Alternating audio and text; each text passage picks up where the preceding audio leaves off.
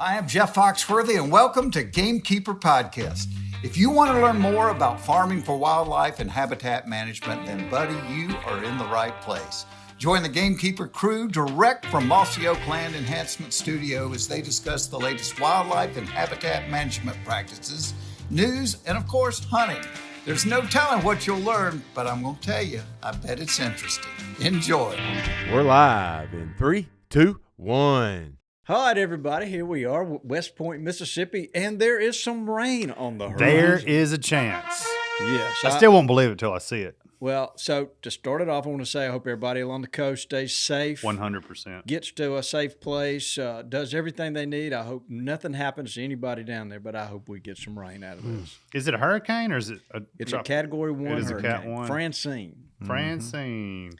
You And know, hadn't made landfall yet, according to this radar. I just want to say, maybe 6 or 7 times out of 10, these things wash our seeds up out of the fields. So, Negative Nancy over here. but I'm taking my chances. I'm Yeah, taking, you better I'm put some taking my seed out. chances too. Yeah. Yeah. But So, yeah, let me go ahead and introduce our guest. You hear him over there. He's a very talkative guy. He's kind of the mouth of the South, if you want to talk I about hear deer. you. deer. Man, But man. his name is, I'm going to get this right too, Dudley. His name is Matt Brock. That's Boom. it. That's it. He's over from Fayette, Alabama. Fayette. And he is he's a well thought of deer biologist / consultant over there.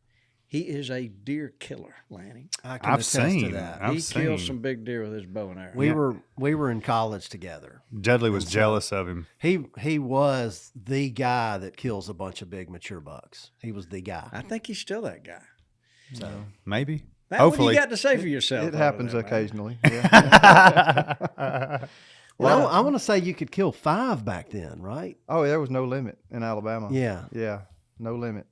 One No a day. limit. One a day. But now, before the $3 limit, I don't think I ever killed more than 3 in a year anyway. Okay. Yeah, it's hard to kill more than 3. Yeah. Yeah, it is. Well, so Bucks, not does. So here Correct. you are. You went to Mississippi State and you studied Go wildlife management or something. Wildlife science, yes, sir. And With then- Dudley. Was Dudley in I was class? in forestry classes, but we were in the same We building. had some overlap, yeah. But he did go to school. He did go to school. All right. Yeah, I remember him. I was always about 3 minutes late to class. I did that. That doesn't. In Not at all. I would think you were even later than that. Yeah, I bet on more than 3 minutes, according to your arrival at work schedule. So you're a consultant now. Yes, sir. People can call you and you come and give them advice on setting up their place. So tell us what happened between Mississippi State. How did you fall in love with wildlife and how did you become a consultant? Well, I mean, if you want to ask me how I fell in love with wildlife, if you go way back, I grew up in a family that hunted and spent a lot of time outdoors. And it's kind of ironic that, we've got a couple special guests with us here today, other Yeah. than myself. Oh, yeah. But I would say that my love of wildlife started with reptiles. I was wading ditches and creeks, catching things with nets and rolling logs, catching salamanders, snakes, all kind of things. But also my dad hunted a lot, and we were in the woods a lot together growing up. He taught me how to identify trees and various plants that deer would use, and here we are. So That whole love of reptiles, that's kind of a little different. Lanny, I don't know of anybody else in here that's in love with Oh, I reptiles. love them. I mean, that's kind of a genre. I mean, everybody's is. got a friend that nerds out about reptiles. Well, I nerd out he's- about alligators. He's got I mean, two it's a reptile. pythons isn't in a it? box Yeah. over here. that he Everybody's just- got a couple pythons Are we on 'em. breaking some kind of Lacey Act having these things no, in here? actually, I mean, they were FedEx from Australia. no, don't say that. So Australia, Mark that time code there, Richie. Australia, they locked down exports of native wildlife and imports years ago, before I was even born. So, to meet Lacey requirements, the common and scientific name is written on the box. The contents are written right there. Okay. So, Oh, these are like mail ordered. It looks like. yeah. You just order them online and they drop them off at FedEx hub, and I pick them up at my hub. So that's cool. somewhere over in Fayette, there's a house that's got terrariums and glow lights and snakes. It's starting to. Yeah, it's starting to. We're getting there.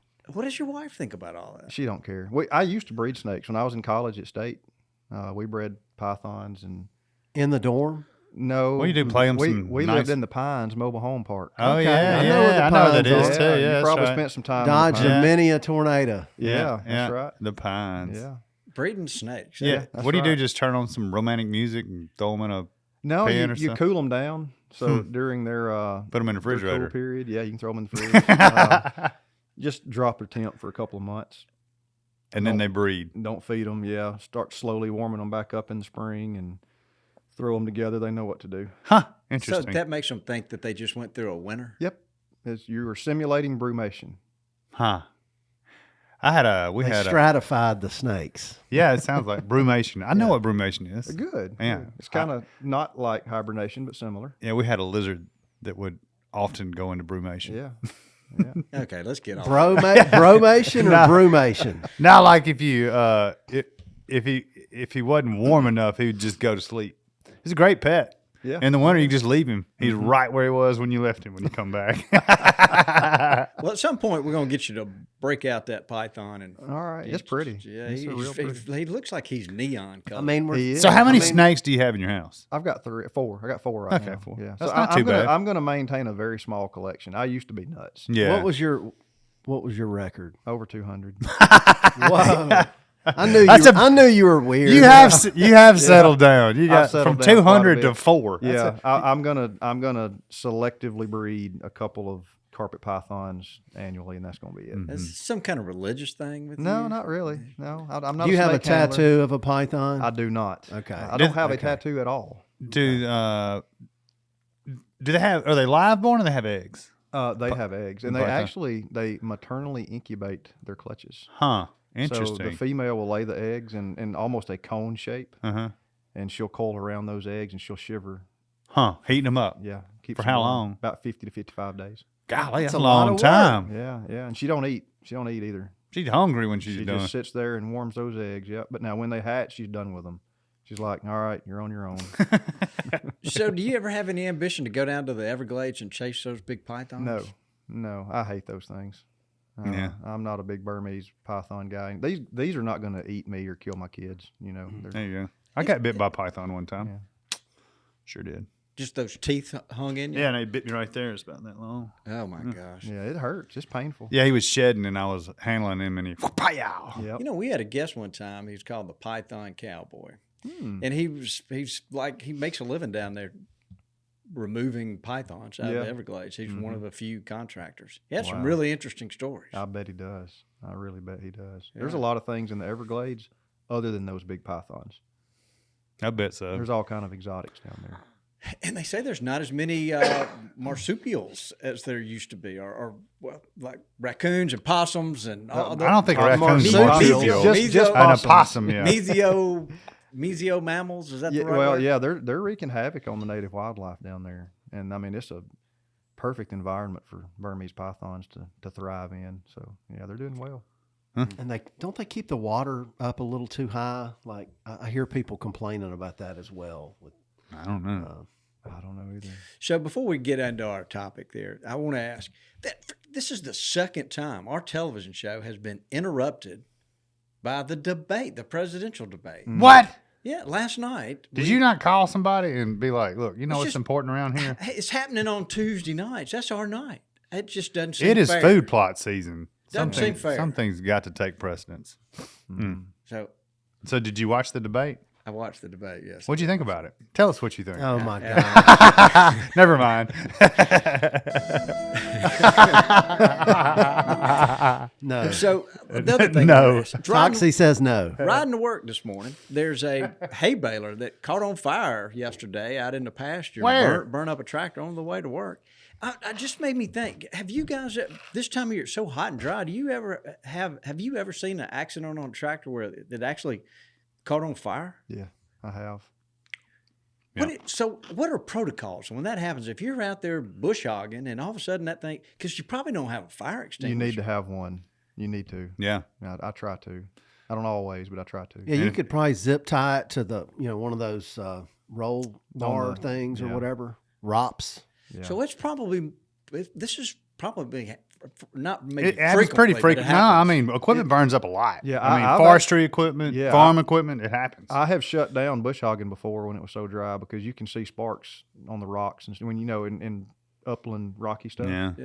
You get can away see quick. sparks when you hit a rock, and I'm like, you know what? It wouldn't take much to start that grass fire, and then you're kind of Wind's blowing. There it's she not- goes. Not good. Not good.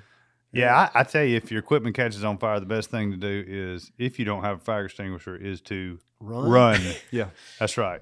I mean, get away. Yeah, tires, especially hydraulic lines, when they're spraying that hydraulic fluid, it is extremely flammable and dangerous. Just is. That's good. Yeah. Yeah. Wow. Well, I saw that, and I just wanted to ask. 'Cause, boy, it's a heck of a way to start the day. Yeah, a don't bad you remember? day. Didn't you? Well, there was a video of a guy burning and his tire caught on fire, and he took Oh a yeah, bl- the took guy a, in the Midwest. yeah, the took a truck blower to it. Bomar. Yeah, Yeah, Yeah, I think he did exactly what you don't want to do. yeah, he did. Yeah, no doubt. Yeah. No comment there either. All right. So look, hey, stuff happens in the field. let's get it. And Nick, you would. I don't know how I would. I'd be panicked too, trying to put it out. Run. Oh, I know I'd be panicking. Well, look, I'll remind y'all of something that was told to me years ago. One of the very first prescribed fires I was on got really out of hand. And I came around the corner in a panic, like, we got to put it out. We got to put it out. And the guy I was with, he's just standing there. He was a tall guy, so he had a broom handle or a fire rake handle under his chin. He's just sitting there watching the fire. And I was like, what are we going to do about it? He goes, Matt, nothing. And I was like, dude, we're torching his timber. He said, nothing ever good comes from a panicked situation. So I've tried to remember that. Yeah. Some scorched pine trees. Yeah. It's. I'll tell you what. I've had some little small fires over there on my place, and it's amazing how it just all of a sudden you just feel like, oh my gosh, this is. Oh, you're this gonna is a freak out. Bad idea. You're gonna freak Oh, out yeah. at one and then point. all of a sudden everything's back up. Especially the first one of the year, you know, Oh, yeah. you get like the one we did in August last year. Oh, it was a doozy. Yeah, we were tense. Yeah. And yet we were yelling at each other a little Yeah, we bit. were just a little bit. But when we got done, I was like, wow, we did a good job. We only burned up not too much more than we weren't supposed to. Yeah. I mean, I've had a couple bad experiences myself, and, you know. If you burn long enough, you're going to. Right. And I think our listeners who haven't burned much at all, they need to learn from that. I mean, it's not something that, you know, you just go in and, you know, it's No. good to be paranoid. It's Yeah. good to be a little bit scared. But you better need have to a healthy respect. Yeah, and over prepare. I mean, fire lanes extra wide, extra plowed. I mean, if you go through all the safety protocols, you'll be fine. But Yeah. My biggest don't thing is short yeah, anything. make sure what you got is under control before you go start something else. Number That was my big mistake. we'll just get them to do it all at once. I'll just say we came back to that area, and that fire had crept under, you know, like a 500 or 600 gallon diesel tank. Oh, It had crept under 2 of our trucks, Mm-hmm. and it crept up to the slab surrounding the cabin. You're lucky. and went out. golly. Dudley, what the hell were you doing out there, buddy? Well, you know, learn from our mistake. Yeah. That was a long time ago, but we got overconfident and went and started something else before she was we knew out. the first one was contained. Well, we got some burning to do, so Yeah, well, good. get your flapper out. All right, so let me turn around here and look at Jason McKellar. Guys, we had the LS Tractor We got a contest winner. ended. We have a winner. And Jason, tell us about it.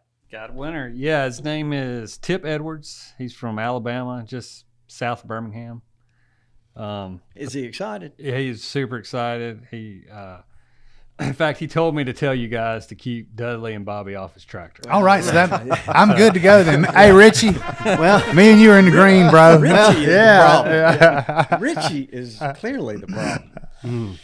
Well, so I don't even think Dudley's used it no, yet. I hadn't even let me use it yet. So well, good. So what was his name again? Tip Edwards? old Tip Tip. Edwards. Congratulations, Yeah. Tip Edwards. That's awesome. I need to borrow that thing from him. Yeah, Once he yeah. gets it. When's he coming to get it? I need to. We two gotta more figure things that we out. need to We do. gotta- yeah. I mean, that's It's at the exciting. shop. He's actually a listener. He's a big That's Mossy right. Oak fan, and I mean, it just couldn't worked out Yeah, better. Speaking of, the camo tractor's missing. Does anybody know where the camo tractor is?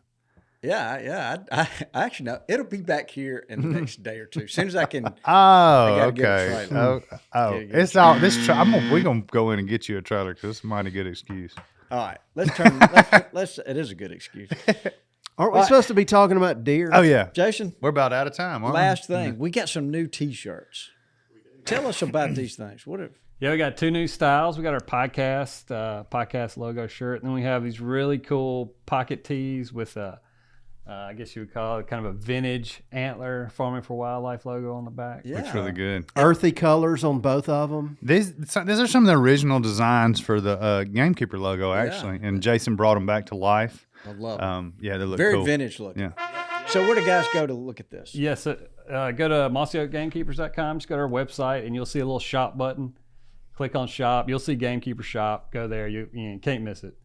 So and there's limited too. So go ahead and get your in before we have to restock. And Yeah. all that That's stuff. good. And Love a are, good We pocket couldn't tee. afford very many of them, so well, and these are a lot cheaper than buying a ball python off the internet.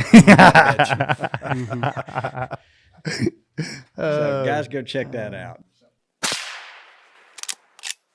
Hey guys, listen up.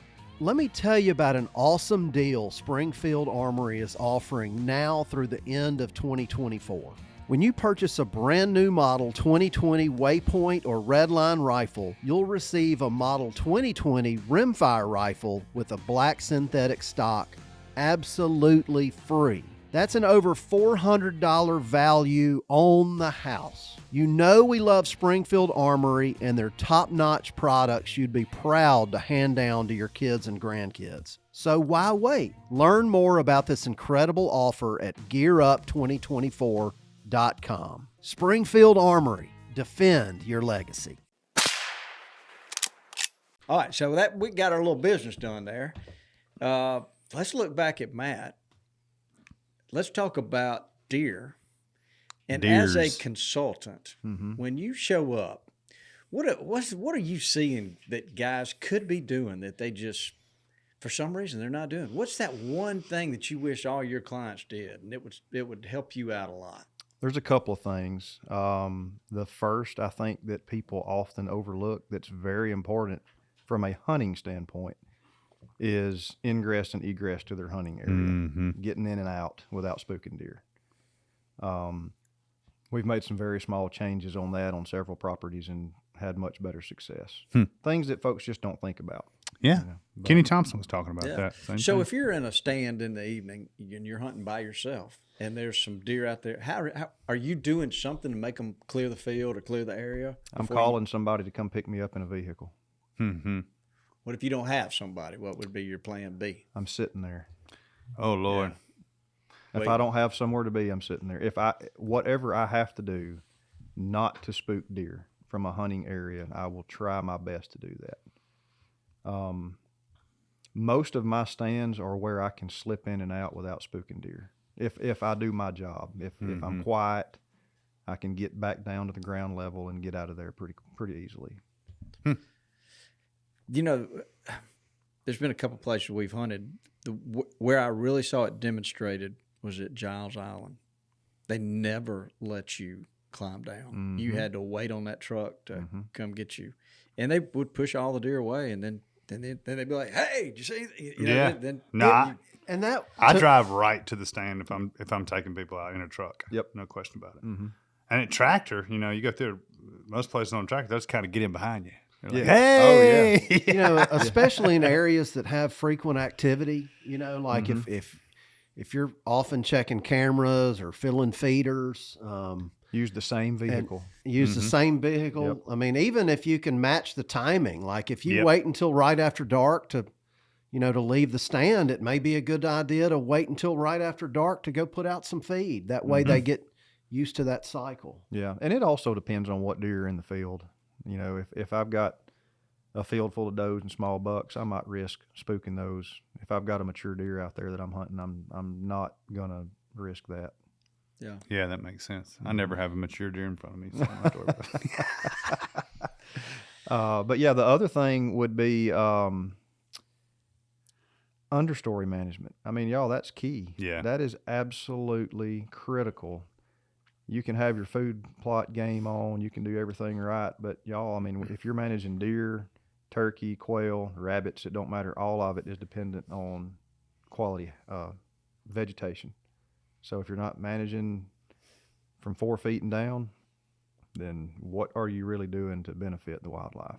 Mm-hmm. Good point. And it's easy to overlook or, say you're going to do something and don't. And I would say a lot of us here in the South have a pretty good excuse for that, is that it's almost impossible to get your trees thinned lately. Yeah. Yeah. And so, that happened at my old place. The trees got out of hand. They needed thinning, but you couldn't get anybody to go in there and thin it. Yeah, and I think we need to revisit how we're managing timber in the South, especially in these areas that don't have a market for pulp products. Mm-hmm. The timber suffers, the timber quality suffers if you're not managing it, and the wildlife suffers. And ultimately the landowner, they're not getting the kind of experience that they're wanting out of their hunting, and they're also not able to move their timber products. So, So what are you thinking there? I mean, what do we need to change? we're doing some wider spacings on our plantings, Uh-huh. and we're also introducing fire at a much earlier stage of development than previously. Nice. Yeah. That makes sense. We're doing some thermal thinning. Huh. Yeah. Thermal thinning. Yeah. I'm going to need a definition of that, please, sir. Use fire to thin those things. Okay. Yeah. Open it up a little bit. If not, you're going to have some Ips beetles doing the thinning for you. And they don't mind doing it either. No, it's a lot of And, that. A lot of that. That happened at our place. There's acres and acres of Ips and southern pine beetles. And right I'll now. be honest, I wasn't. Now, southern pine might be a different story because you may have 3 or 4 acres that gets taken out in one spot. But the Ips, they kind of go to the weak trees that are stressed, and they thin them out for free, and then you're left with the less stressed, higher quality trees. But Right. I don't know. Sounds like you're It'd be nice if you could sell them instead of having Ips And- beetle and take them It's a out. problem because I've got a dozen or more clients right now. We cannot get a purchaser for their pine pulp. Yeah, we were talking when you were here last about, what we're getting from pine pulp, and I thought it was off, and you're like, oh, you're getting twice what we are. That's pretty crazy. Yeah. There are a few programs, if you check with your FSA or NRCS office in relation to beetles that help you along on your first thinning.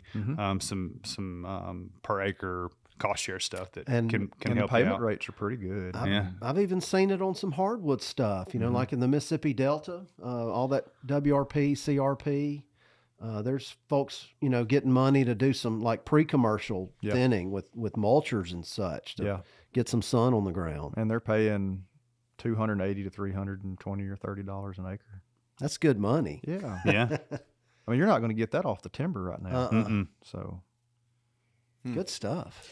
One time I heard you say we were talking about coyotes, and you made a comment that like I really don't worry about coyotes as much as maybe the next guy does because you're managing so many people's property that aren't taking enough deer off their property, and you're thinking, well, this is just kind of helping out a little bit. Did I understand that right? yeah. So where that originates from is, a lot of people get so worked up over coyote predation, and a lot of these people have high deer densities.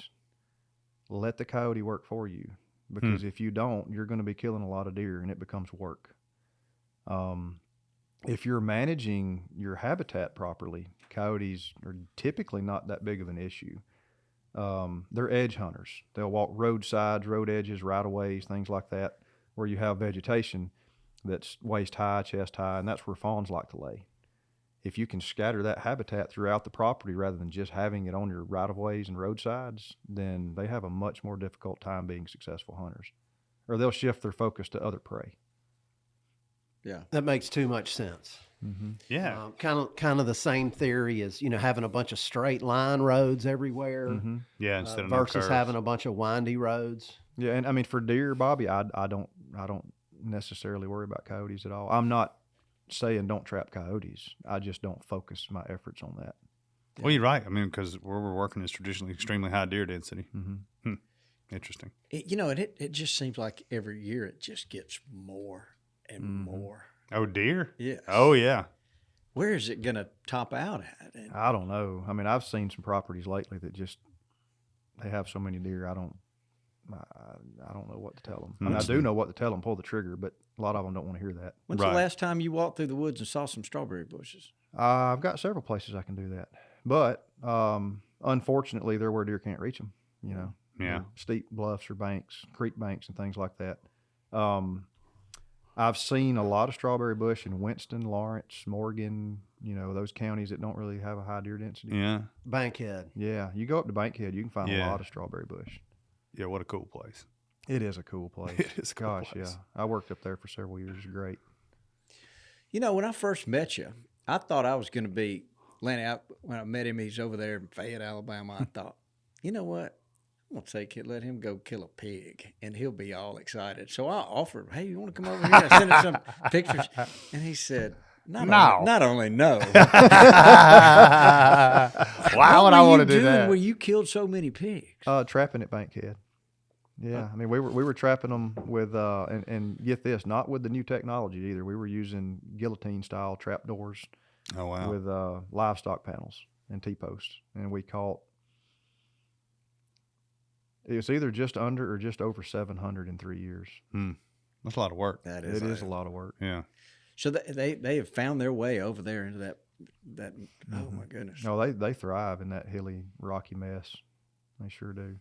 But what we found out was there was not as many hogs as we thought. They were just covering very large home ranges because of I'm assuming it was because of the terrain and not having available resources in close proximity. So they just traveled around a lot. But you could walk some of the trails in the wilderness, and there would just be hog sign for miles and miles and miles.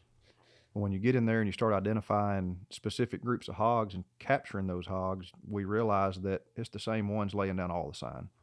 So once you remove a sounder or two, your hog problem was done, and you could move on to another area. But, we were thinking that there was just tens of thousands of hogs on Bankhead. It's not the case. It's just not the case. So as a trained biologist, and you've worked in Mississippi, you've worked in Alabama, you travel around a little bit. What is your favorite habitat type?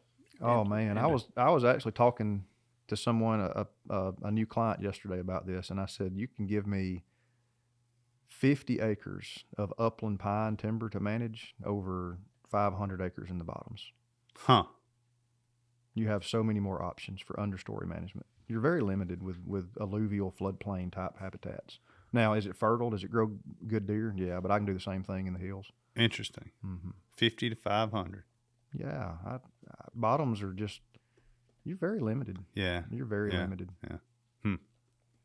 And you have invasives, privet hedge, river bottoms, creek bottoms. You're always going to fight privet hedge. Yeah, it's everywhere. You try to open up the understory, you're getting privet hedge. You go and have more privet hedge. So are you saying you don't like bottomland? I love the camo. Now, that's a good point. Yeah. Yeah, it is a I good like one. upland management. I really do. Well, we're just now kind of getting a taste. I am of the upland managed over the last couple of years, and it's like it's I guess the best way for me to put it is, it is easier to manage. It's more fun because you can see the fruits of your labor, Right. And you can manage any upland environment in the state of Alabama or Mississippi with a chainsaw, a drip torch, and a disc. Anything you need to do.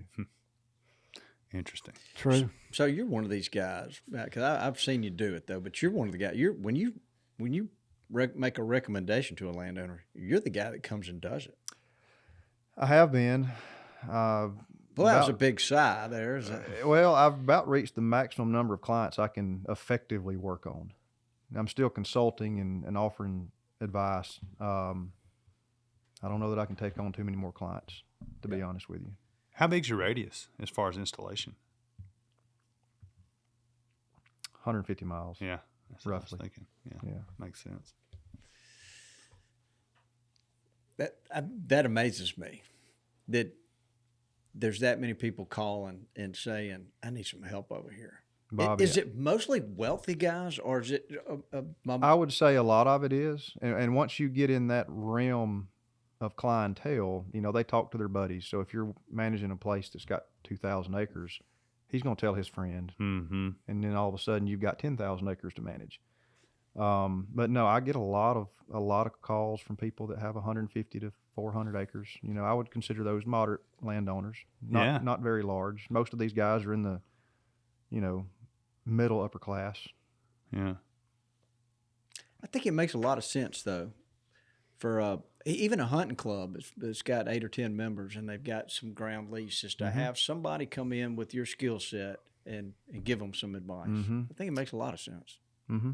Well, you're going to have so many different ideas and opinions at a hunting camp type deal, or where folks have, you know, gone in and pitched in and gotten the property together. It's kind of nice to have somebody that can say, hey, I went to school for this. This is what I do for a living, you know, and, you know, they bounce their ideas to you, but you're ultimately the one that says, no, this is probably the best idea. And here's why. Let's talk about food plots first. So, what's your thought there? So here we are. It's you know, almost middle September. Have you got them in the ground? When are you planting your clove? When are you kind of trying to time everything? Bobby, typically, I don't like to put seed in the ground where we are until about October the 1st. Historically, September and October are our 2 driest months of the year. Unfortunately, that's when we need to be planting. Right. The last thing I want to do is put seed in the ground and get a 1-inch rain come up, and then the next 6 weeks it's dry and hot and army worms and all the things that, you know, we have to deal with down here. So typically after October 1st. Now, I have already planted 7 acres of clover and brassicas. 1, we've got this tropical system coming. Yeah. 2, we've got a new drill, and I wanted to calibrate and test it out and get a good feel for it before planting clients' properties with it. Is that one of those? What is it called? A PH? PH Outdoors. Yeah. But is the guy's name Paul Hollis? That's him. Yeah. Hey, we talked to him, haven't Yeah, we? I've heard good things about that. Yeah. Hey, I like the drill a lot. It's a quality piece of equipment. Yeah. So you're learning it, right? I'm now. learning it. I've used a Great Plains for a while. Yeah. Mostly rentals. Yeah. And some of my clients have Great Plains, and I'll just hop on their equipment and do their stuff. But we saw the need of having our own, and it's. We talk about it all the time around here. What a need it is. Well, with brassicas, I love the idea of and it doesn't always work out this way, but the closer to 1st of September, if you can get a rain, you get more vegetative growth. If I could get brassicas in the ground and knew that they would do well, I'd plant them in late August. Yeah. But no, you don't. You got to take a gamble on the rain. That's why we're running around. That's why Toxie's not here. Yeah, because that rain's coming. And it may be it's wide open. It may be different for, you know, somebody in your situation where you're managing so many different properties. It's not like you can just say instantly plant early brassicas on every property. Right. No, can't do that. But a private landowner, you know, like me, for example, that, you know, may only have 4 or 5 plots. I'm always going to try at least one early brassica field. You know, I tell folks on the phone, I'm going to go for 1/4 to 1/3 brassicas every year during that early slot. You're already working the ground, you're getting your fertilizer out, all that good stuff. And if you get unlucky and it didn't come up, you can always, it's still going to come up in a month when it does rain. Yeah. You know, maybe fling a little bit of wheat out there, a little bit of clover with it in October. We'll see. If you miss the cut. Yes, and that's what I plan on doing. The clover that I planted earlier this week, I plan on going back and top sowing some Abruzzi or Elbon rye and some crimson clover on top. I hadn't heard Abruzzi rye in a long time. That was when I lived in Montgomery. That was Ren's Abruzzi. Yeah, that was a really popular. Really popular. Thank you, Mr. Know-It-All. Richie. Wow. He's just making sure you wouldn't sleep. Richie. But yeah, I mean, then in October, you can plant the remainder of your plots when everything's more reliable. And that's usually when I'm doing more of a blend. That's right. Or straight clover, you know, but I always try to get those brassicas in early. Yep. It is so worth it. You know, if it hits and you've got food that's over knee high, you just, you can't argue with that. I mean, that's a lot of food. Yeah, it's like groceries in the refrigerator. Yeah, and you know, that may be particularly important this year. Yeah. I'm not seeing a lot of acorns. No, we're not seeing a lot of So it may be a food plot and corn hunters game this year. Last year, all we had was acorns. Yeah. Yeah. You much better hope you're under the right tree. Yeah. It's so interesting how things change every year. But before we leave this, thinking about this weather event that we're about to have. So as a biologist, trained biologist with so much knowledge in your head. Ideally, how much rain would you like to see us get? Perfect case scenario. And what would be too much? 1.5 inches to 2 inches would be ideal right now. And ideally, if I could just create my perfect September, October, 4 to 6 inches per 30 days, if I could get a 1 to 1.25 inch rain events per week, be ideal. in September, October would be great. Good slow rains. Yeah, just slow, not gully washers where it dumps 1 inch in 30 minutes. Right. Just a good steady rain. And hey, if we get 3 or 4 inches of rain between this evening and Sunday morning, that'll be fine as long as it don't all come at once. Mm-hmm. Yeah. That's right. Wow. Well, I tell you, I think it's coming. I just looked at it again. I sure hope so. Yeah, it's addictive. Isn't watching the weather, radar addictive? Well, it's Between really Onyx and my weather app, it's that's really all I do. addictive considering we're driving up and down the highway and seeing trees dying Absolutely. on the side of the Yeah. road. I'm seeing trees in bottomland environments that are turning brown and dying. You said dead I'm glad you said that because on the riverbank. here on 45 we're in a big bottom. Yeah. And you just see these, every 10th or 20th tree is a cherry bark oak dying. Mm-hmm. And I guess it's because the bottom ground around here cracks so easily. And once it does crack, it just gets exponentially drier. Mm-hmm. Oxygen gets down in there and just dries things out even worse. Further up a hill, it may not, it's a little bit different type of soil and it may not crack as deeply. But it's kind of weird to see these wetland trees browning up, Yep. like overcup oaks. Well, if y'all remember in 1998, 99, we had a pretty bad drought in 98. And then in 99, we lost a ton of big red oaks. They got stressed and got some kind of blight and it killed them. And I mean like large scale across the landscape. And I'm afraid that's what's going to happen again. I'm just seeing signs that next year we're going to really see the effects of this drought. When things don't leaf back out next spring, we'll know. See these people? When the clock strikes 5, it's not the end. It's just the beginning. They have to do these things. They have to do those things. Enter the all-new LS Tractor MT2 and MT2E, a relentless force of innovation. Redesigned with a new hood and cab built for comfort and visibility, with enhanced lifting capacity to get the job done. Making these people the ones everyone else calls those people. Visit your local LS Tractor dealer today. Moultrie has pioneered the game management category. Today, Moultrie is one of the best-selling brands of feeders and seeders in the world, and they continue to innovate with new technology that gamekeepers will rely on. Moultrie products are always field-tested and designed for hunters by hunters, combining forward-thinking innovation with time-tested practicality. Moultrie, first in feeders since 1979. All right, so guys, Moultrie is offering our listeners a 15% site-wide discount at MoultrieFeeders.com. Use code Mossy Oak with a capital M, Mossy Oak, at MoultrieFeeders.com and get that 15% discount. Where do you fall in terms of making recommendations to your clients about feeding, like protein feed? I tell them to get their habitat right first. Let's work on understory.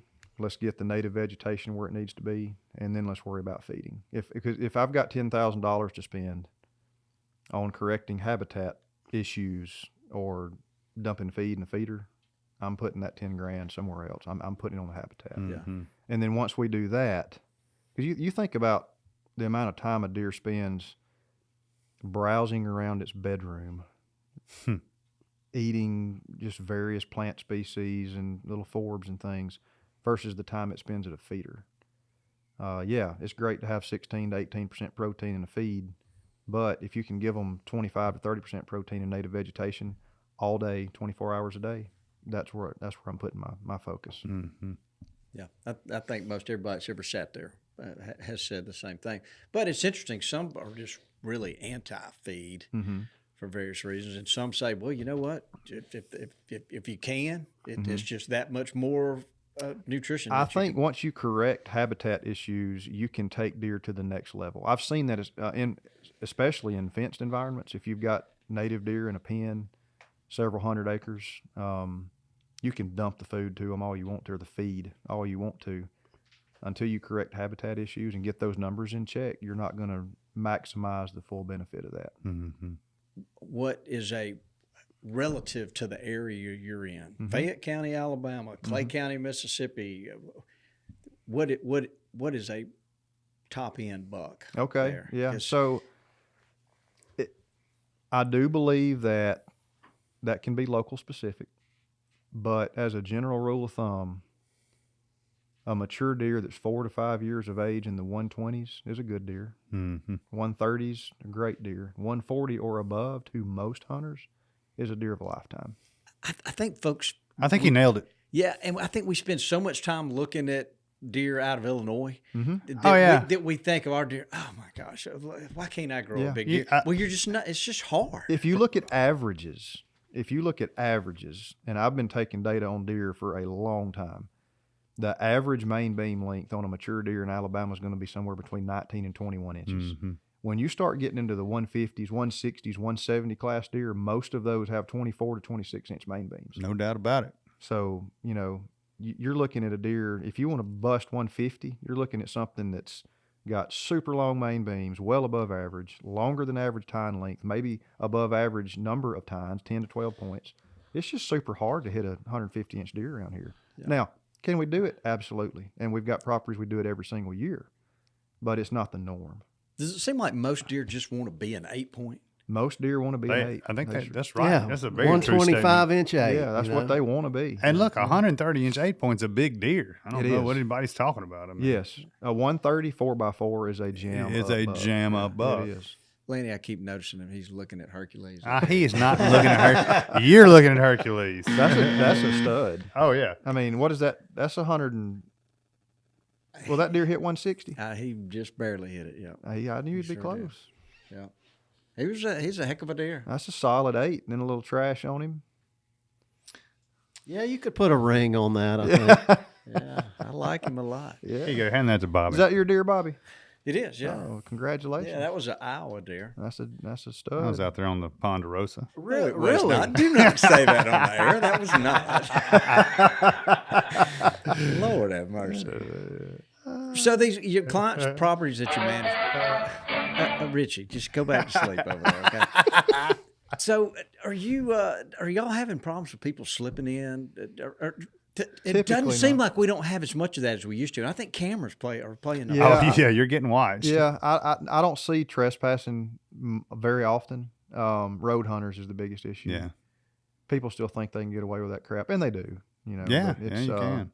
It's just another form of theft, in my opinion. I can't stand it. But yeah, people ride the roads and shoot, and they'll take advantage of every opportunity they can if they see a deer standing on the side of the road. But as far as actual trespassing, going on to people's property, slipping in and hunting deer that they shouldn't be, I don't see that very often. Yeah, that's good. That's Cameras. Yeah. Yep. But I was surprised talking to a game warden. I was surprised to know just how much night hunting and that's probably what road hunting is. It actually still goes on. Yeah, a lot. Yep. Yeah. Yeah, our buddy, where you fish, have you seen what he's done to his place to protect him from road hunting? No, I have not. He built a levee of dirt from the road that you can't even see over. Well, that's smart. There you go. Yeah. Shoot through that. Yeah. You go shoot through that one. I've ridden down the road several times and seen like a power line and somebody takes some of that silt Yeah, fence put it up. so people can't see. Right. We had a guy put an old dilapidated camper in the middle of one. It's just probably anything they could to block it. Yeah. So, what are your clients when they get you over there? What are most of them like? What are some of the questions that you're asked? What are the things that surprise you about people and the way they have managed it historically? So the first thing I typically try to do, Bobby, is just find out, what are your objectives? Mm-hmm. What have you been doing, and where do you want to go? What do you want to do? And, we make the recommendations on helping them achieve that or get there. Gosh, Bobby, I run into all types. There are people that are doing everything right. They just need a little bit more guidance to take it to the next level. And there's guys that are just doing everything wrong, not because they just don't know any better. Right. They just need a little help. But all of the guys that I've been working with are very eager to learn. And that's what's rewarding to me is when you show up and you say, all right, guys, this is what this is what you've communicated to me. This is where you want to be. Here's my plan to help you get there. And when they say, let's get started, man, I eat it up. Yeah. I absolutely eat it up. You get can somebody else talk other than you? I appreciate it. You know, somebody might want to ask Matt some questions other than you. Yeah. Do you have any row crop clients? Any? Yeah, a do? few. Is anybody cover cropping? Are you recommending that? Yeah, some of them do. Okay. Some of them do. Yeah.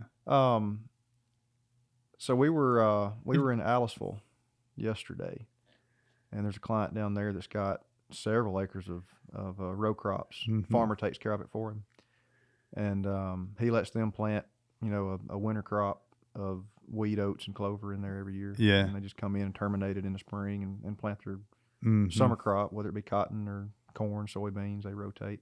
I think there's some, maybe it's Equip or other programs that help subsidize some of that kind of stuff. Yes, and it's tricky because it can't be a food plot. They don't fund food plots. No, it's a But cover crop. It's a cover crop. That's yeah, right. just cover crop. brassicas and wheat and clover. Exactly. Yes. Yeah. Huh. Yeah.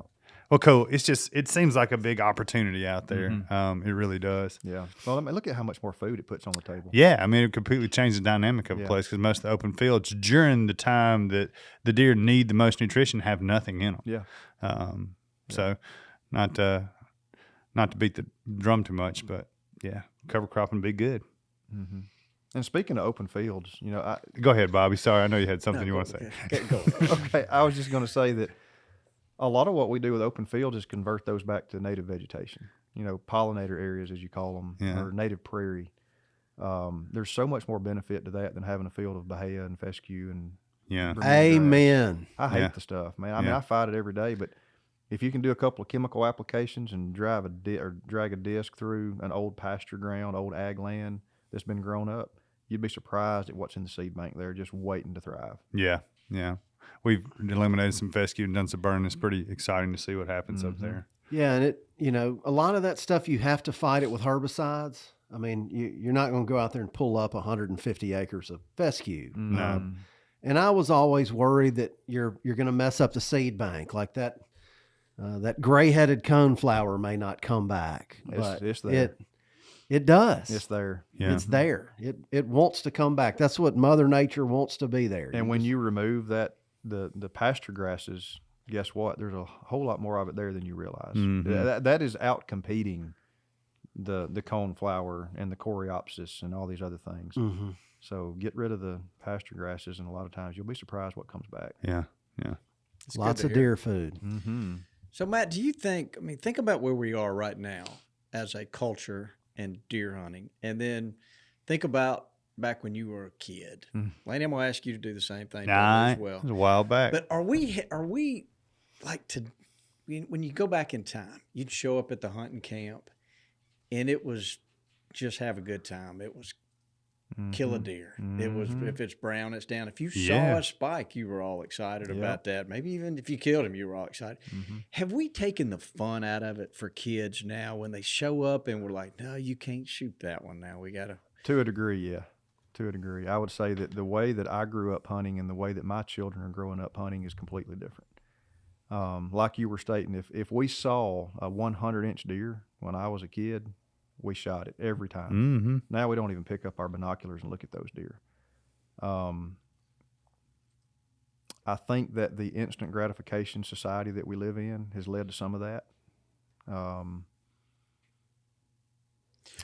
if you got a club and you put in these rules, and I have a hard time making the kids hold them to the same rules as the adults. Yeah, and I don't recommend doing that. Now, with that said, I hold my children to a higher standard than most, but they've already killed some good deer. Yeah. So typically when I'm working with a landowner or a club, generally, if we're managing for mature deer, there's several mature deer on the property that the adults may or may not even want to fool with. Those are perfect targets for children. And you can generally start selecting deer at 3 to 4 years of age and say, hey, they're likely not going to turn into the kind of deer I'm after. Let a kid shoot that deer. It's not going to hurt. Even if they kill a great deer, it's not a great young deer. It's not going to hurt anything. Hey, I'm with you. Deer too. And look, take them through the preseason. Take them working. Mine Yeah. love the work as much as anything. They're wanting to go out and check it out. And I think, it kind of it teaches them to put the time in and what it really takes to really manage the wildlife. So And see, I messed up last year. I really messed up because I didn't include my children in that as much as I would have liked to. And yet I take my middle son out in his first hunt, he kills a 132-inch deer. yeah. You know, and I'm like, son, I don't know that you realize what you've done. There's grown men that have hunted in the state of Alabama their entire lives and never killed a deer this big. Never seen a deer And that you didn't big. put any sweat equity into Right. this. I said, let's go hunting. You're fixing to kill a deer, and you did. Yeah. But I mean, if I'd have taken anybody that had killed that deer, he was just that predictable. Yeah. Yeah. Yeah, take them out there and let them get the work in and move the stand and Plant food plots. Plant the food plots. Yeah, and all that this to me, stuff. those are memorable experiences. Yeah, and those camp experiences for sure. We used to work, but I remember back then we didn't really do a whole lot to manage for deer. I mean, you managed a deer herd with your trigger finger. That's right. Now we're doing a whole lot more habitat work. Yeah. And I see that across the landscape, which I think is a great thing. But I also say that it leads to more opportunities for young kids. I think we have a pretty good age structure. Yeah, In I a lot of agree. places. My dad talks about how there's nobody's really learning to hunt anymore because we do all this habitat work and then we go sit in the shooting house where he grew up. Like I did early on with still hunting, and walking through the landscape and learning to read sign and the wind and everything else. But I argue with him. I'm like, Dad, though, what this is doing is creating a way more favorable experience, for the younger generation. Because I honestly can't believe I hunt as miserable as I was as a child, Right. Freezing to death, sitting in a stand. Yep. Was he ever going to come back and get me? Yeah. Oh, yeah. I had those thoughts too. So it is. I don't think I would encourage everybody to, spend their time with their kids, working with them in the woods, sharing those experiences with them, and then teaching them, not just sitting there watching an iPad waiting on a deer to walk out, but what you're talking about, how to go in, what the wind's doing. We don't take electronics to the tree stand. That's right. We don't. Never have, even when they were younger. Yeah. I'm like, we're going to hunt, and you're going to learn to watch wildlife, and you're going to enjoy it. If you don't enjoy it, I'll just take you back to the house. Right. That's right. And there's the woodsmanship skills. It seems like that a lot of that, but Lane, that's what you're alluding to. Yeah, a lot it's of that's woodsmanship. overlooked. But you're hunting in the woods in the morning. That's a perfect time to show them, demonstrate. And then if you're hunting on a field in the afternoon, there's a lot that can be shown there. And my daughter, it always surprised me. She enjoyed if a deer dropped right there. Well, that was exciting, but she loved it if they ran off. Yeah, get to She track got to them. go The do trailer Yeah, you got to experience. train. Yeah, that's right. Yes. That was real exciting. Oh, yeah. Heck, it's still exciting today. Yeah, I me love too. it. I get more tore up when they're doing it than when I do it. That's for sure. Well, Lanny, I've never thought of it the way you presented it. So our kids are making those memories and getting those woodsmanship skills in the off season when you're going up there and doing all the work, That's which right. is fun. And you're letting them drive the bike and this and that. Oh, yeah. Or Drive even the track. truck, Yeah. Oh yeah. And If we're off road, they're driving for but sure. when we were kids, we were following our parents around on the way to the stand or whatever. It was a longer walk because now we can plant a persimmon tree kind of near the truck. Right. Used to, you'd walk a mile and a half to get to the one that was already there. So it's just a different way of doing things and a different way of learning. Yeah. Just get them out there as much as possible. I tell you another thing that I have realized in the last few years. Lana, you okay? Yeah. I was just shifting my weight. So I think about Mark Drury. I love him to death. I mean, he's one of my favorite people, but he won't let anybody go on his farm during the off season. No. I don't think he goes out there and enjoys it. I don't think he does. He's on a different level. He really is. I mean, completely. So he's over here at the far one end of the spectrum.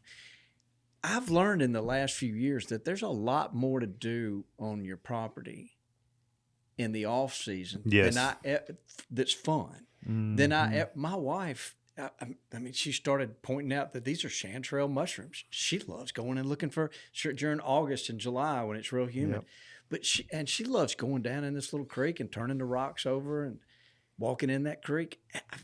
I'm too busy. I don't have time to go do that. But now I see her do, and it's, you know what? She's enjoying that.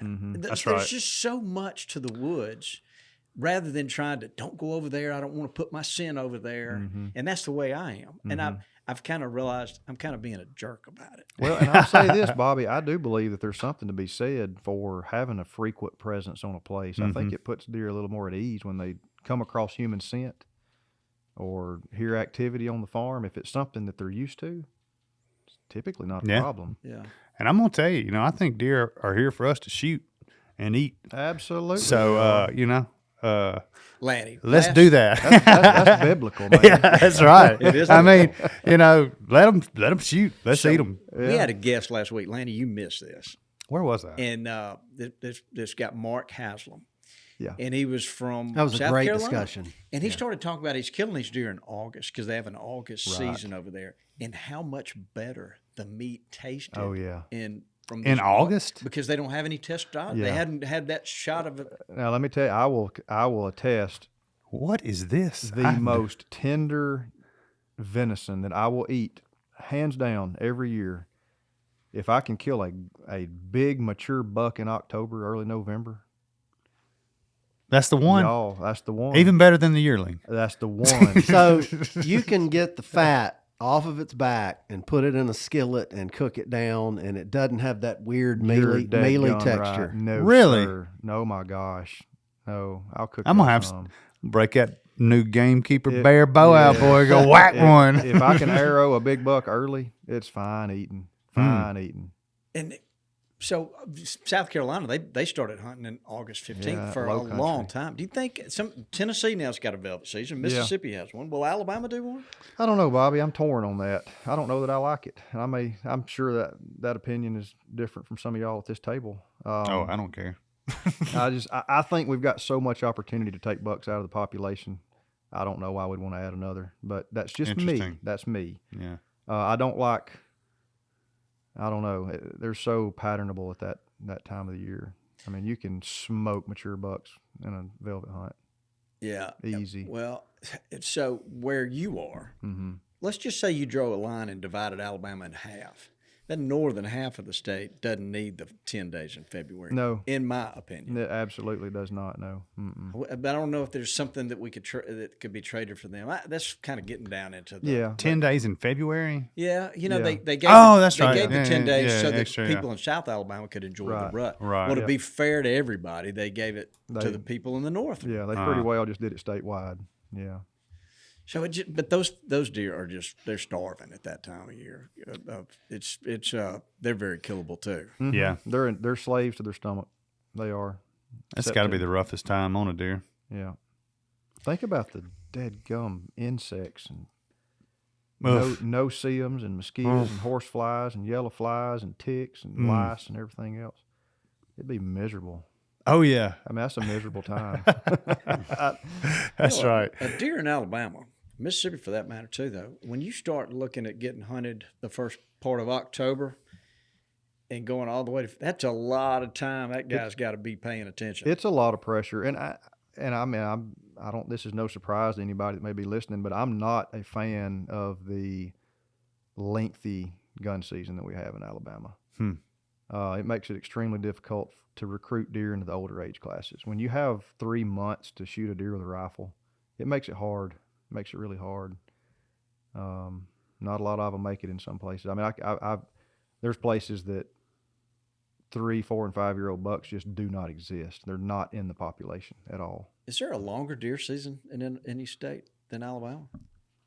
I think it's the longest. There may be, but I'm not aware of it. Not South Carolina, maybe. South Carolina. That would but be my guess. Yeah. as far as gun hunting, though, I think Alabama's pretty much top of the pack. Well, Mississippi's not far behind there. I wouldn't But think. at least y'all have a break. Yeah. Y'all do have some splits and Got a primitive weapon season give the deer where a you little get to break. use your oldest rifle on private land. what should we be asking you about managing deer? What's your go-to tactic? What's in your hip pocket that you can take to most any property and improve it with? trigger restraint. I mean, because most everybody I deal with, obviously they're wanting to grow 140, 50, 60-inch deer. You know, well, one, in Alabama, you got to put some age on them before they get there. We're not Iowa. We don't have a surplus 140-inch 3-year-olds. So the biggest thing that I generally do with landowners is, one, let's figure out what kind of population you currently have. Let's look at the habitat and see what improvements we can make to that. And then let's get the deer population in line with the habitat to maximize food. We want to overwhelm these deer with food. Give them as much food as possible. And that will show you over several generations. It's not overnight. It takes several generations to really see the effects of that much food availability and increasing, what they have available to them. You'll start to see increases in antler size and body mass per age class over time. And what I say by generational, you really need to start seeing the fawns that are born in that habitat reach maturity. Yeah. Yeah. It all starts when they're conceived.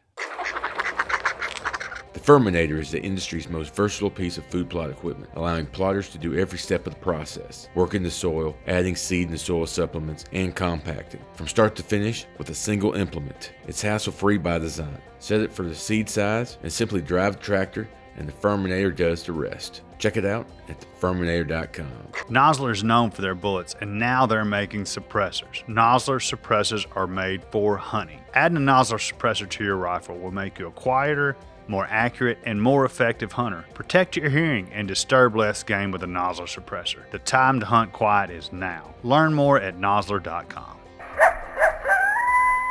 So if a guy buys into your program or any of these programs, you're talking 5, 6, 7 years before you're like, I tell people, That's give me 5 years. That's what I say. Minimum. I'm gonna go and tell you it's 3 to 5 years. It's almost like minimum. the mom needs to be super Because healthy. I and then don't birth believe our monster deer get monster till they're 6 or 7 years old. That's right. In the South. In the South, that's they right. got to be that old before they are, sure enough, 150, 160. Yep. Somebody kills a 160, 170 inch deer around here usually once a year, and more times than not, he's old deer. He's old deer. Yeah. And that brings up an interesting point, because where we are in Alabama, they're used to, back in the 80s, 90s, early 2000s, there was quite a few 170, 80, 90, even 200 inch deer that were killed. And you just don't see that very often anymore. And people ask me about it. I'm like, well, it's pretty simple. We all have cell cameras and corn piles. That's right. Those deer were all 7 to 8 years of age, and we don't have that age structure anymore. No, in Iowa, it could be a 4-year-old, and here he's going to be 6 or 7. That's right. Yeah, That's before right. he gets big. Just is. And before he even gets to that, 200 pound, range, over 200 pounds, it's just what it takes. It's just got to get older. Deer's just about got to be 5 around here to hit 200. You'll see some 4-year-olds at 200 pounds, but it's not super common. Right. Yeah. you got another question? Because I've got one and I don't want to. No, go ahead. I forgot the one I was going to ask. Yeah, I think I did. I think I was going to make a point about Dudley, 6 you or got 7-year-old one? dude. Yeah, I was Thank you for kind of being so cordial. wanting to get into some hunting strategy stuff. Like, I'm sure you have properties when you look at a map that just tell you, this may hunt better in the morning versus hunting in the afternoon. Are there ways you can manage for that, like to make a property hunt better in the morning versus the afternoon, or vice versa? Yeah, and one thing I always try to keep in mind, in the mornings, your thermals, most mornings, if you take the most ideal conditions, say the sun's the sun's out, not a cloudy, overcast day, not super windy, your thermals are going to be rising to some extent, and then they're going to be dropping in the evening. So you just have to see, like these areas that I'm going to be hunting, one, how am I going to approach? Where do I think the deer may be bedded? How am I going to approach it? I don't want to bust deer going in. Don't want to bust deer coming out. Where are the thermals going to lay my scent in the evening? And in the morning time, there's places I can hunt on any wind, depending on the terrain. If I can get on top of a little hardwood flat, just like a little plateau, just dropping acorns, I don't care what direction the wind's in, because my thermal, if I've just got a gentle breeze and it's slowly rising all morning long, I've had deer all around me, 360 degrees, that did not smell me at all. Mm-hmm. So, yeah, there's some things you can do, and that's what I try to do when I look at a property, is look at what they have and make some recommendations on, I would hunt this area at certain times, hunt this area at certain times, and I'm a big proponent of not busting a deer. If we've got a good deer on camera, I tell every deer is killable. There's not a deer out there that you cannot kill. You've just got to figure out how to do it. You think they know in their cell phone cameras? Because it's like sometimes you get one picture of a big deer and he's looking. It's like he's looking at that light. Yeah.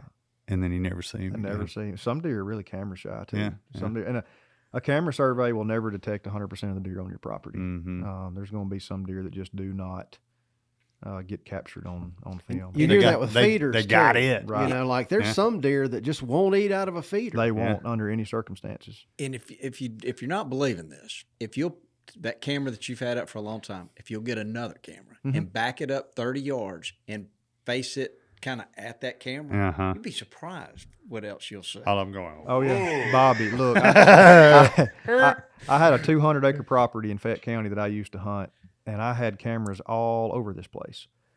And there were specific deer that I would get on specific cameras, but not others, and they would be 30 or 40 yards apart. And I'm like a whole season, I may get a deer 100 times on this camera and never on this one, literally just right over a few yards. So yeah, they're creatures of habit.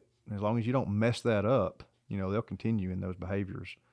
And I'll just throw this out there too. If you get pictures of a deer on December 31st this year in the rut and you don't typically have him on camera, hunt there next December 31st. Good tip. Within a couple of days. I mean, he's going to probably do the same thing if he's still alive. I've seen that happen over and over and over again. Makes sense. Mm-hmm. How far do you think these deer are traveling when they do that rut? Long way. Yeah. Some of them. I mean, they're all individuals. Some deer won't leave 600 acres their entire life. Right. Others will travel miles and miles and miles. What Bronson call them? Homeboys and excursions? Yeah. Excursions, yeah. Excursion deer. What's kind of frustrating is to think about doing all this work on your habitat. And I'm not talking about my little place because I don't have a very big place. But if you had 400 acres somewhere and you do all this work and you raise up a couple of young bucks after 3 or 4 years. Inevitably, your neighbor's going to kill one of them. There they go. You're depending on your neighbor to send you some. That's right. And That's part of it. A lot of times your neighbors are not willing to send deer back because they don't have any to send. It can be frustrating. And, we fight that all the time. And I just tell people at the end of the day, just keep it fun. Don't take it so serious. Don't take it so serious. You put all this effort into it and you get so upset when somebody else kills a deer that you've raised. Literally. I mean, people will raise, you call it what you want, but if you put the resources into a deer from the time it's a fawn to the time it's 5 years old and you make the decision, okay, I'm killing that deer this year, and then somebody 2 miles down the road kills it, it hurts. Oh, yeah. It does. But, hey, at the end of the day, it's just a deer. Get over it. Yeah, Move on. that's right. That's right. And I think that same thing would apply to a kid at the hunting club that killed a deer that you didn't really want him to kill. 100%. It's a deer. It's a deer.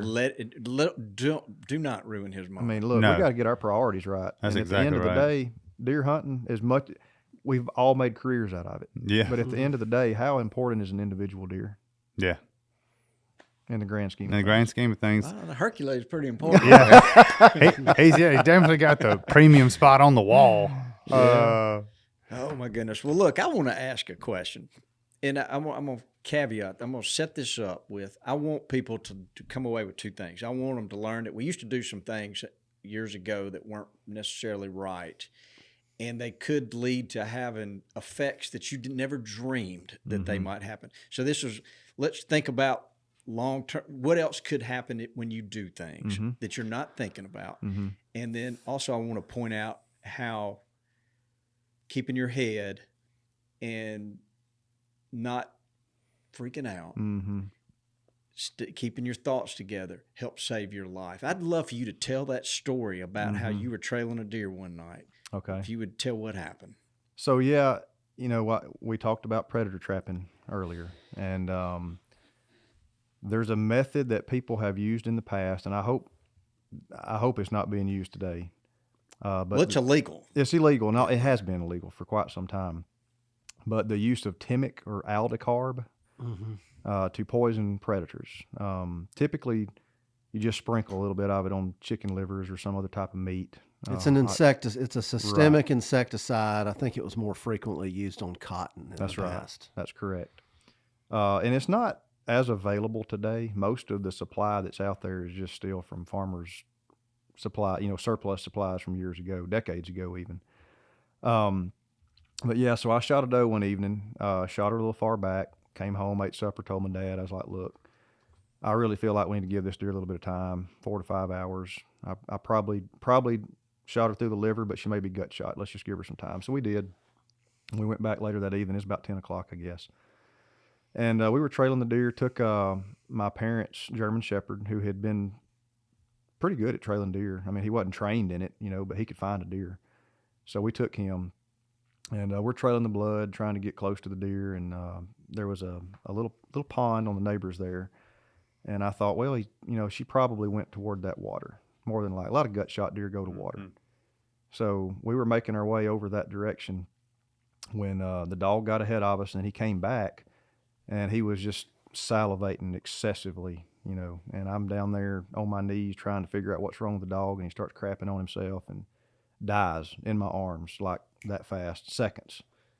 And I started to feel a little weird. I can't explain it, but it's just like, something's not quite right. And it hit me. I thought, I wonder if this is Temik. Because I had the dog's saliva on some cuts. I mean, briars. You know how it is when you're trailing deer. Tore up. Yeah. So I made it about 10 to 15 feet from the dog and just kind of went down. And I was like, Dad, call the ambulance. I think I've been poisoned with Temik. I could feel my heart rate decreasing, getting short of breath, just really feeling weird. If you've ever passed out, you know how you just like your life's just being sucked out of you. Mm-hmm. That's kind of what it felt like. And I don't remember much of this from here on out, but I do remember making a phone call to one of my friends who lived down the road, and we were several hundred yards from the road, and we were on a old county road, gravel road. And I told him, as Dad was talking to 911, I told my buddy, I said, look, this is where we're at, and this is what's going on. Meet the ambulance out here and get me out of here. And of course he did. The ambulance came in a few minutes later, and I had managed to crawl to the road. And the whole time Dad was wanting to help me, and I was begging him, please don't touch me, because you might be in the same shape that I'm in. I don't know where this stuff's at. I knew I got it in my hand, but and this all happened so fast. That dog Bobby, fast. Seconds. Instantaneous. When it got into my bloodstream, I felt the effects immediately. And I didn't know the mode of action. I didn't know how the stuff worked, at the moment. But after a little bit of research, it basically snatches all your free floating potassium out of your bloodstream. I mean, it shuts down everything. Every organ in your body relies on potassium to operate correctly. So it robs all your potassium and shuts you down. So when I got to the hospital, first it was a little fiasco in the ambulance. They could not penetrate my skin to put an IV in. And of course I was about half out of my mind and talking crazy and kind of pissed off too, because they kept poking me. And I was like, if you don't hurry up, I'm just going to do it myself, But How long does it take them to get it? You're very rural. Yeah, so we're 7 miles out of town. So roughly 7 miles from the hospital. Yeah. When they got me there, my mom happened to work in the emergency room. She was a nurse there. And they had pumped me full of fluids on the way to the hospital. We got there, and I told them what I thought was likely the cause of this problem, and they didn't really much want to listen to what I had to say. Mom actually got on to me for arguing with the doctor, and I was trying to tell him, I'm pretty sure I know what happened. I can't prove it, but I do have a dead dog, out in the woods, that we can test or whatever. But so what did they think it was? You're gonna laugh at this. He told me I dehydrated. And my immediate response was, I live in the woods. Yeah. Like this is every day to me. Yeah. I didn't dehydrate. And I said, what did the dog do? Did he dehydrate? He's like, no, he got bit by a rattlesnake. I was like, I don't think so. Mm-mm. I grew up. So you are literally arguing with the doctor. My mama was grabbing my hand, like squeezing it. She's like, shut up. And I was like, no, I'm trying to save my life. I'm working on this over here. But they're humans too. They are. And look, you got to learn. And one thing that I have learned a little bit of wisdom in my short few years on this earth: give a little grace to people that at times, when you're having an argument over something. Show a little grace. I didn't that night, but so he said that I dehydrated and the dog got bit by a rattlesnake. And I was like, look, we don't have rattlesnakes. And he was like, well, I had a patient that got bit by one last week. And I said, well, it got bit by a pet because we don't have rattlesnakes. And we don't. We do on the other side of the county. We've never seen one over there. So anyway, they it's kind of funny because he brought me a big potassium pill. When I say like quarter-sized potassium pill. And he placed it in my hand. And he said, you're really low on potassium. Well, remember what I just said, what it does to the body? And I wouldn't take it, and that made Mama mad. She's like, why don't you just take the dang pill? And I was like, because he put it in my hand. I don't want to ingest this stuff. I don't know if there's any residual left. And she's like, son, you haven't been poisoned. And I'm like, my explanation is far better than his. Right. So I'm not taking that. I put it down. And they gave me what I needed in an IV. But come to find out, I stayed there for several hours and was pretty much, I wasn't normal for several days. I felt off, just really weak and weird, just my body gone through quite a change there rather abruptly. But come to find out the next morning, they called poison control after sending me home and talked to them and said, yeah, you just sent away a patient that had been poisoned with Temik. That's exactly what they would have done had they been poisoned, and it's a miracle that he's alive. So, I take that stuff seriously. I don't recommend it at all. I don't even want to see the stuff. I don't even like. Well, it's been outlawed, I think, for forever, hasn't it? For that use. Several decades. Yeah, several decades. Yeah. So this was somebody trying to probably kill some coyotes. Calves. They had calves. It was calving season, and they had poison out for coyotes. Yeah. And you just never think about the actions of what that could cause. I mean, and who would? Who would put that out and think there's a possibility I'm going to poison my neighbor's dog? Yeah, no, that's right. I mean, really, what are the odds of that happening? Yeah. Well, we're glad you made it. Oh, I am too. Well, my wife was she was 7 months pregnant. Oh my goodness. She was 8 months pregnant. We had a son. That was that for years I couldn't talk about this because the last thing I told my dad was, I'm not going to be able to see my son. Oh Lord.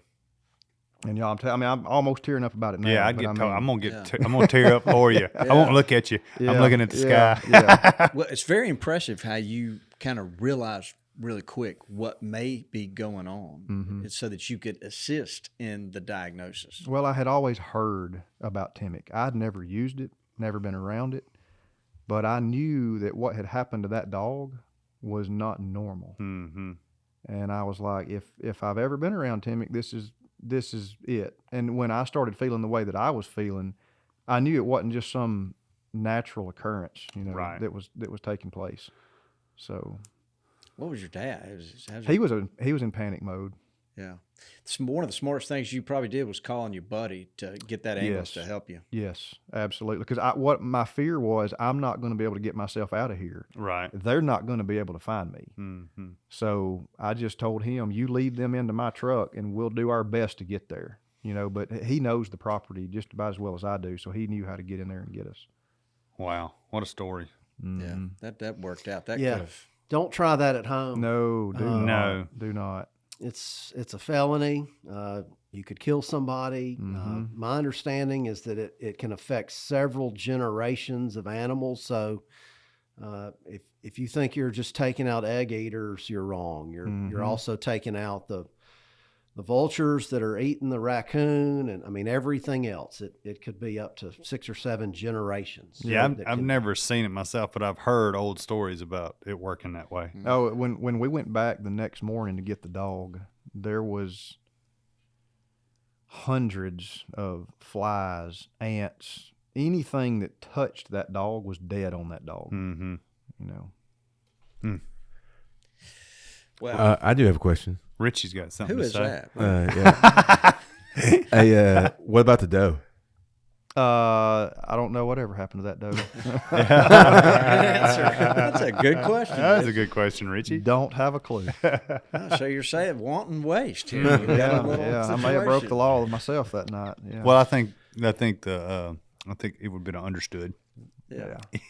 That's just an unbelievable story. We're so thankful that worked out. And I'm hoping somebody can listen to this and take away something that might could help Yeah, somebody some people in the call, future. I've heard it called Temik. I've heard it called two-step, which means you ain't taking 2 steps and you're dead. You know, Well, I didn't take very many more than that. I'm Yeah, telling you, from yeah. the time that I started feeling funny to the time I went down was just a few steps. It Wow. didn't take long at all. Oof.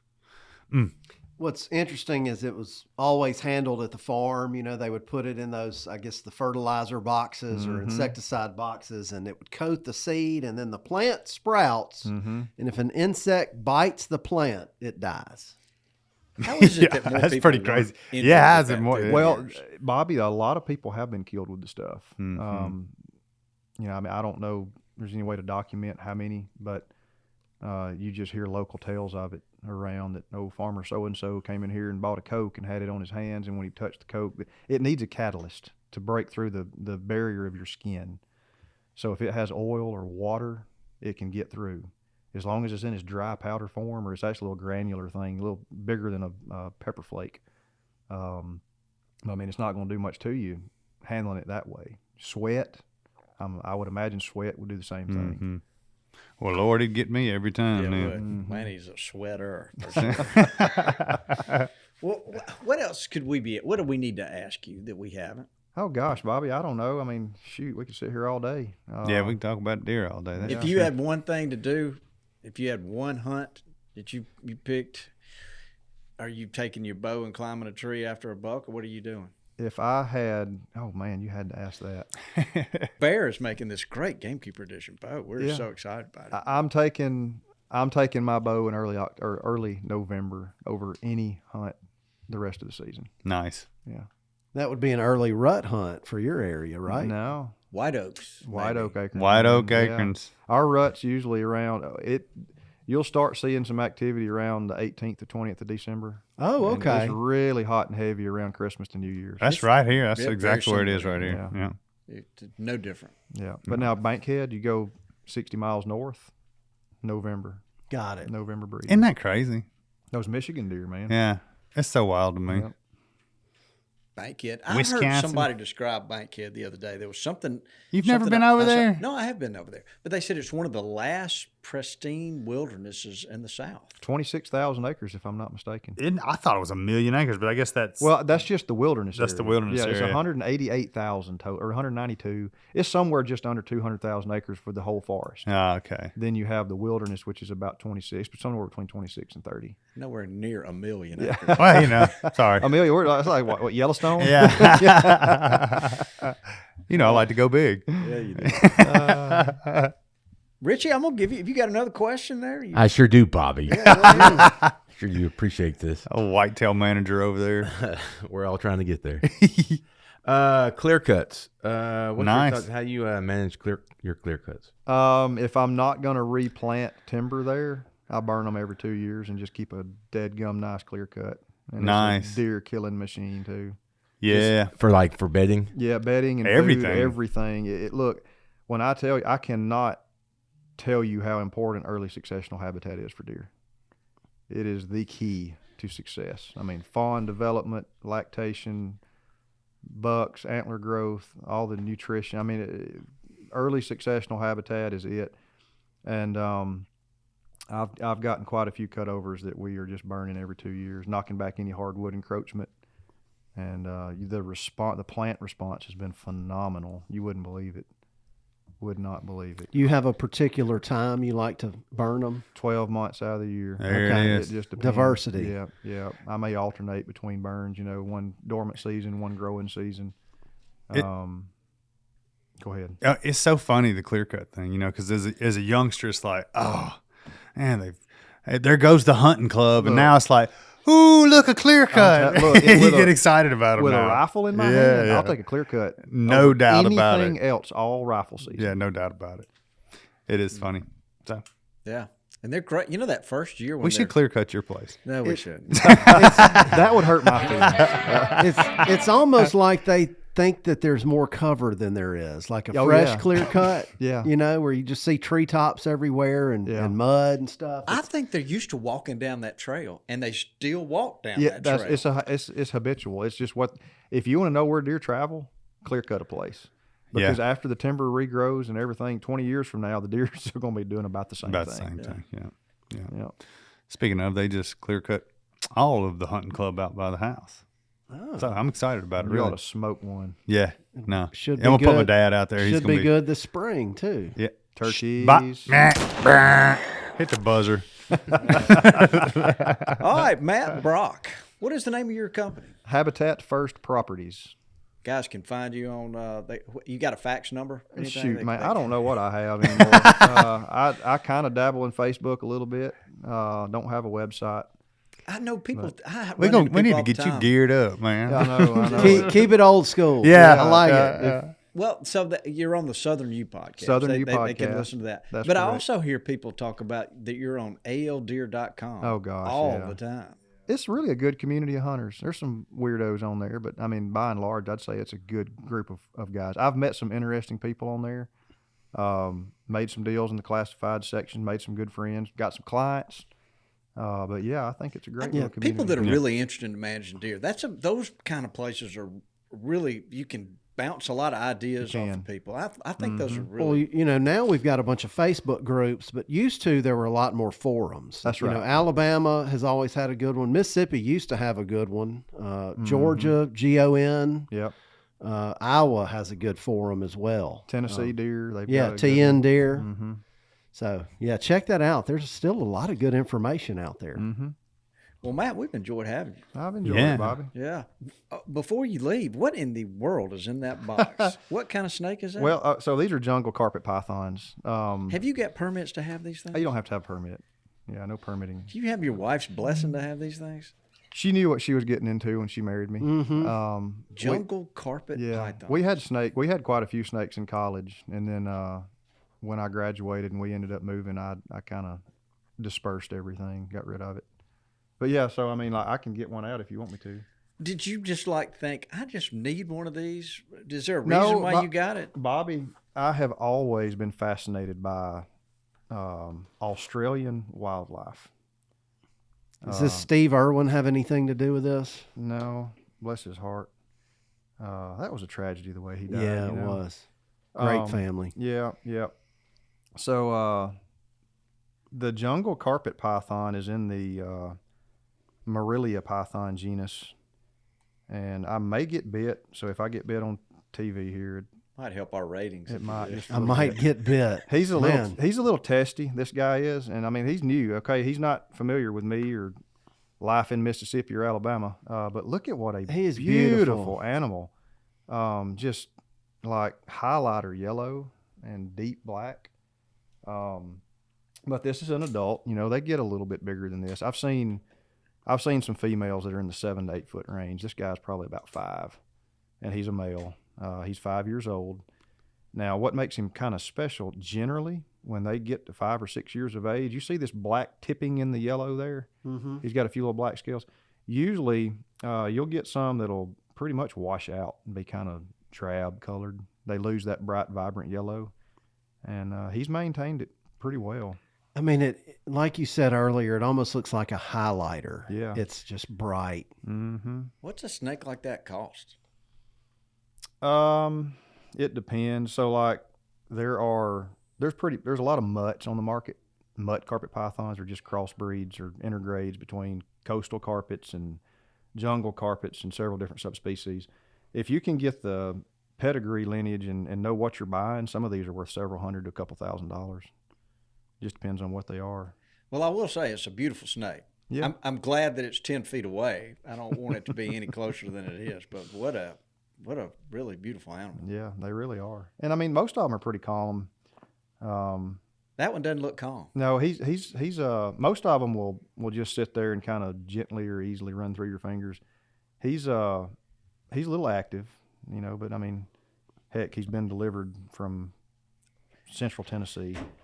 So he didn't fly in from Australia like I. No. So yeah, Australia, they're pretty picky with their wildlife. They don't let you just send that stuff overseas anymore. That's a good looking snake. It really is. Yeah. But yeah, I mean, so Bobby, I used to be really fascinated with these things. I bred them for a while, and I just got struck by the bug recently, man. I reached out to an old contact of mine, a good friend, and hadn't spoken to him in years. And I was like, look, this is what I'm trying to do. I'm really interested in getting back into carpet pythons on a small scale. He's laughing. He's like, small scale, that don't exist, buddy. You'll buy a couple, and then before you know it, those guys at the FedEx hub will know you by name. So are you one of those people that, like, if you stumble across a rattlesnake in the middle of the road, I'm getting it out. You park and you pick it up with your hands and move it out of the way? I try not to use my hands anymore. All that changed when we had kids. I was just like, that's just a lot of opportunity for something to go bad. And it's funny how that changes you. Yeah. So when we had kids, I pretty much quit fooling with venomous reptiles. I'll move them out of the road. I still think snakes are really fascinating critters, and they really do a world of good. I know I had to step out. Did you mail order that big dude? Yeah, man. Huh? Because the one you got over there is in a little old Tupperware, but that one's a lot bigger. For like $65, you can have one of these shipped all across the country. I'm gonna get you one. I think I'll just fill up a tank of gas with my $65. Well, that will not fill up a vehicle. Yeah, it will. He's got a Tesla. Okay. Well, yeah. I don't know what to say. It's kind of giving me the heebie-jeebies watching that thing go around. You'll get used to it. Yeah, they're really, it is an intriguing animal. I mean, look, sure. Bobby, you hear python, you think, oh my gosh, it's a python, it can eat somebody, but it's barely bigger than a 6-foot gray rat snake. Yeah. I mean, I've caught rat snakes with a head bigger than that. I've caught rat snakes bigger than that for sure. So I don't even catch. I mean, I like looking at them. So you gonna take him to the house and give him a crib and introduce him to a fine lady, or is that the lady? Well, his I guess you could say his girlfriend, his arranged marriage is this little sweet gal down here below me. Gotcha. Don't get to spend a little time in the refrigerator. But now she is a hatchling from this year, so it'll be 2 or 3 years before she's ready to breed. But and how old's that one, you think? He's 5. He's 5. So when it comes time to feed them, I'm assuming, you're not the guy that's just going to go grab another mouse. You may go get a grasshopper out of the yard or something, or what do you? I order rats in bulk. Okay. And they ship them to the house in dry ice. You should just take a swing through the seed warehouse back here. You Pick up as many as you want. Well, I used to feed some live critters. That you worry about parasites. Or, I was going to say poison. Yeah, so are they dehydrated or something when you get them? No, they just they euthanize them and throw them in a Ziploc bag and mail them to you. And you just try to twitch them in front of them. I'm exhausted watching you. You thaw them out. I thaw them out in warm water for a couple of hours, and I use tongs. Like I don't like getting bit. Yeah, it hurts, especially with one of these. It'll bruise you up pretty bad. Yeah, it will. So I just take the tongs, and you don't usually have to entice these guys to eat. They have an incredible feeding response. So sweet. So what's his name? I don't know. How big was Bobby? He's grown. Like if he grew another 6 inches the rest of his life, I'd be surprised. At 5 years of age, they're typically about as big as they're going to get. And in the wild, these are one of the smaller carpet pythons, 4.5 to 6 feet. The coastal carpet pythons can get larger than 10. Where does carpet? Yeah, I was going to ask the same thing. Well, so these are not the best example of that, but they got that name because of the pattern on their scales. A lot of them look like the old carpets like the hotel carpets. Yeah. Oh, I get it. Yeah. I don't get it. That looks like the carpet in Vegas. I mean, you gotta have some crazy looking carpet. It looks like something Elvis would have had in his house, carpet. And he would have had. Yeah. Way Elvis. Maybe that's a good name. Yeah. Wow. That's cool. Yeah. Well, I hope you enjoy him. Looks like something you might enjoy. You don't want to babysit it, Bobby? Do not want to babysit. Oh, Bobby. That's Next time I go on vacation, I'm going to ask Bobby to bring them over here. Take care of them, yeah. Ain't no problem. Yeah. Just stick them in the refrigerator till you get home. So, Bobby met Matt. I met Matt in school. Bobby met Matt. He needed a bird survey. at his farm. Yeah, that's right. Yeah, he can't. Bobby was like, talking to the commission, like, oh, well, I'll just use the Merlin app. And they were like, no. You've got to get an actual ornithologist or whatever to come in and ID these birds. And so that's where Matt came into the picture. He could. He just sat there and wrote them down. He could ID them. And I was sitting there with Merlin right next to him, and he I don't want to make your head explode, but there's a lot of really good deer biologist people out there. But to find one that is good in the field and can grow bucks, but also harvest those bucks, that's an anomaly. That's right. Incredibly rare. That's true. So, yeah, hats off. Props to you, bruh. Hey, I'm just blessed, man. I'm just blessed. And is a snake aficionado. I mean, that's like really rare. A snake charmer. Yeah, he's calmed down now. He is chill. Look at him. He's enjoying the pod. I wish we could think of a clever name for you, but I can't. I can't either. I'll probably let my kids name them. There you go. Be Romeo or Fred. something. Yeah. My kid named everything backhoe for his first 5 years, whatever it was. Backhoe. Tried to name his brother that, but we wouldn't let him. Yeah. All right, Matt. We'll have in the show notes. We'll have how to get in touch with you and everything. Yeah. We appreciate you. We're real impressed with what you're doing. I've enjoyed it. I really have enjoyed it. I wouldn't doubt if the price of carpet pythons goes up as a result of this I don't know about all podcast. He's going to have a clutch pretty soon. Yeah, hopefully so. That'd be neat. Hopefully so. Just don't let them get out. We don't need any of those things over in Fayette County. No, we don't. We certainly don't. All right. Well, Richie, you got anything else? No, Bobby, I'm good. Thank you. Okay. So we have to go back to work now? We're taking a break. Yeah, on we trivia do. Questions right Matter of now, fact. so. Yeah, we got a lot to do. We sure do. So Rain's coming. That was a good discussion. It was. Good stuff. why don't you say goodbye, Dudley? Goodbye, Dudley. Get us out of here, Richie. Thanks for tuning in to this week's episode of the Gamekeeper Podcast. And be sure to tune in again. Subscribe to Gamekeeper Farming for Wildlife magazine and don't miss the Mossy Oak Properties Fistful of Dirt podcast with my good buddy, Ronnie Cuz Strickland.